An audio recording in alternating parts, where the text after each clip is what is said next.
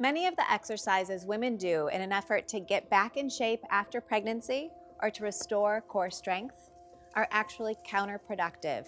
I've worked with athletes, male and female, women who've never had children, who have literally separated and self-induced diastasis recti from forceful repetitive stress through exercise. So I'm going to share with you the most important questions that you can ask yourself when you're in an exercise class or when you're in the gym or just doing your own thing at home, so you can evaluate, is this safe for me? Is this going to help my core? Or is this going to hinder and compromise the connective tissue at the center of my abdomen? First of all, can I perform this exercise with my belly button buckled into the spine, like absolutely tight to the spine throughout the entire range of motion? If you can, that movement is safe for you. If you cannot, if at some point, let's just say you're doing a roll up for your back line, you try to roll straight up, there will be an angle in that range of motion where your abs bulge forward and you cannot keep them tight to the spine. That is not a safe movement for you. So what are your options? You can skip that movement entirely, or you can find ways to modify that movement so you can perform it safely. There are a few categories of movement that will make it virtually impossible to keep that belly button tight to the spine. One of them includes a roll-up or a crunch or a full sit-up or a crossover crunch or a bicycle crunch. Any of those movements, they have something very similar in common. They all lift your shoulders off the floor from a backline position. And now this comes down to biomechanics. It's not a matter of personal strength. Anytime a human being is lying on the floor and they lift their shoulders off the floor from a backline position, your abs will bulge forward. Now, I've been in workshops with fitness professionals and I've had super strong, ripped guys be like, I can do a crunch with both my shoulders coming up and my abs will stay tight to the spine. We're like, okay, great, let's see that. So we'll all gather around, hand on his abs, and the second his shoulders lift off the floor, his abs bulge forward forcefully. We can all see it. And he's like, whoa, I thought I could do that. So that is not a matter of personal strength or ability. That is simply the biomechanics of the human body. I want you to never, ever, again, crunch. It's not safe. It's not optimal. There's too much collateral damage that occurs in the connective tissue. Yes, you are strengthening your abdominal muscles, but you're strengthening it in a way that is actually harmful to the integrity of your core. So no more crunches.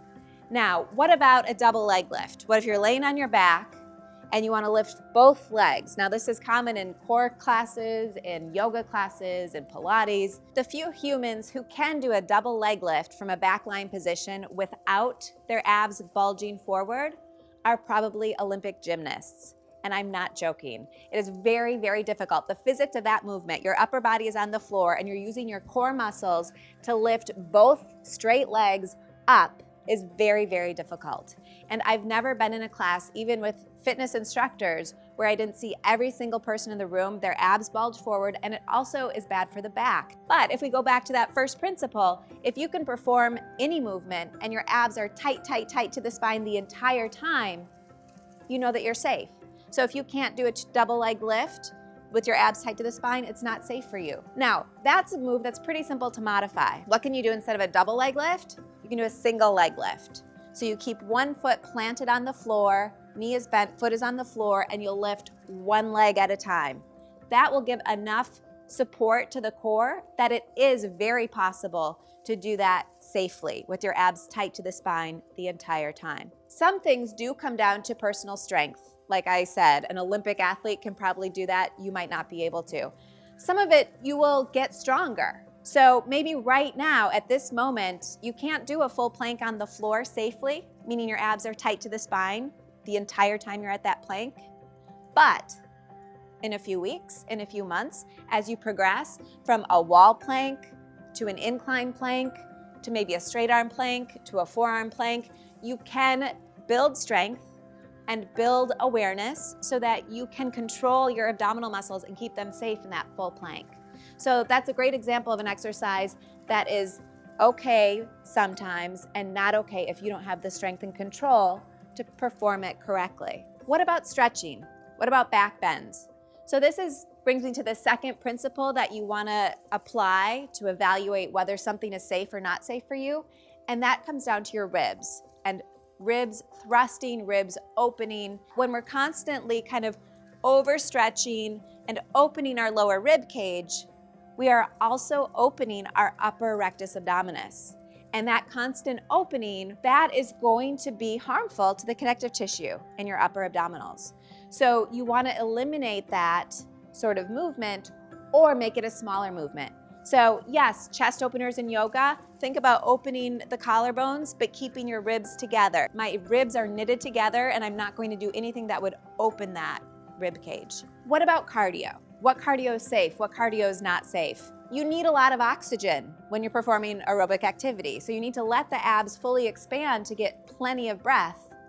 But then with every exhalation, you lift your abs, you lift your belly button up and into the spine.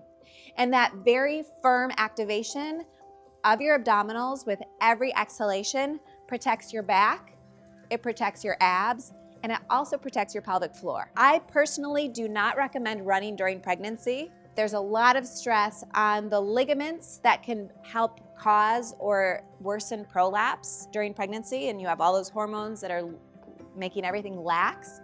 So I do not recommend running during pregnancy. Post-pregnancy, once you've reestablished core strength and integrity, you can, if you choose, start to run. But the questions to ask to say, is this helping or hindering my core, are, if I go for a jog, do I leak involuntarily? If so, your pelvic floor is not ready for impact. Do I feel bladder pressure or just like an urgency to pee? If so, you're not ready for impact. So in terms of collateral damage, we don't want to make prolapse worse. We don't want to cause more incontinence. And all of those things will get worse if you run and you notice that you have these vulnerabilities. So just be aware, check yourself. If you feel uncomfortable, bladder pressure, urgency to pee, or just a bulging in the pelvic floor, then wait. Make your cardio something that's non-impact, like a brisk walk, walk up a hill in a treadmill, go on an elliptical, do our cardio workouts that have no impact in them. All of our Embody programming includes safe and progressive workouts that can take you from pregnancy to postnatal recovery to full advanced fitness safely.